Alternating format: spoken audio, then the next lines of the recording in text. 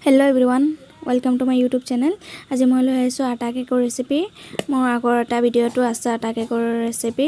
কিন্তু আজি মোৰ মন গৈ আছিল কেক খাবলৈ, কিন্তু আপাক ভাবিছিলো কম বুলি চেণ্টাৰৰ পৰা আনিবলৈ, কিন্তু পিছত ভাবিলো নাই ঘৰতে বনাই খাও। হেতু কাৰণে ঘৰতে বনালো আৰু ভাবিলো লগতে ভিডিঅটো শেয়াৰ কৰি দিও। পানী আৰু গুড়খিনি গলিব দিছো, গেছটো মিডিয়াম কৰি দিছো আৰু এক বাটি লৈ লৈলো আটা আৰু সোৱাদ অনুসৰি নিমখ দি দিলো অলপ আৰু বেকিং সোডা দি দিলো অলপ। আৰু এই সব লৰাই দিছো, গুড়খিনি প্ৰায় হৈ গৈছে, গলি গৈছে।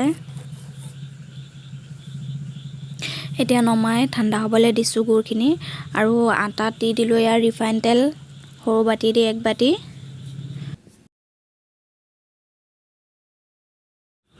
এতিয়া মই লৈ ললো ষ্টিলৰ বাটি এখন, টিফিন বাটি। বাটিটোৰ জোখত এখন কাগজ কাটি ললো। বাটিটোৰ তলিত কাগজখন লগাই দিছো আৰু ৰিফাইন তেল অলপ সানি দিছো। গুড়খিনি এতিয়া ঠাণ্ডা হৈ গৈছে। ঠাণ্ডা হোৱা গুড়খিনি অলপ অলপ দি মিক্স কৰি লম এতিয়া।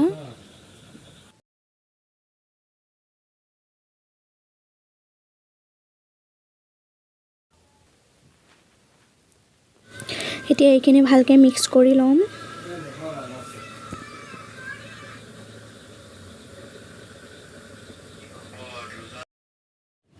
আৰু এয়া দেখিছেনে কেকৰ মিক্সাৰখিনি ধুনীয়াকৈ মিক্স হৈ গৈছে। এতিয়া লাহে লাহে মই টিফিন বাটিটোত ঢালি লম।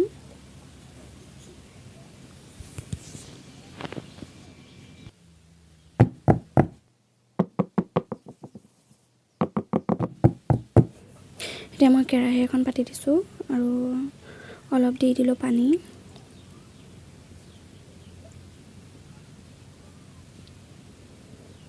আৰু ষ্টেণ্ড এডালো বহাই দিছো। এতিয়া মই টিফিন বাটিটো বহাই দিছো ষ্টেণ্ডডালৰ ওপৰত। এতিয়া ঢাকি দিছো আৰু 1 ঘণ্টাৰ কাৰণে বেক হ'বলৈ দিম। আৰু 1 ঘণ্টা হৈ গ'ল। এয়া চাওক কেক আৰু ফাটি গৈছে, মানে টিফিন বাটিটো সৰু হৈ গৈছে নেকি, হেতু কাৰণে ফাটি গৈছে নেকি। চাওক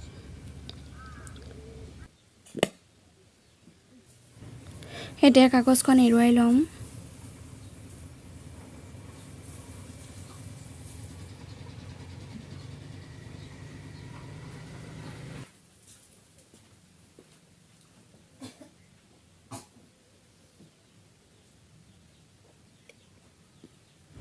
কেকটো খুব ধুনীয়া কোমল হৈছে, চাওক। এতিয়া মই কেকটো কাটি দেখুৱাইছো।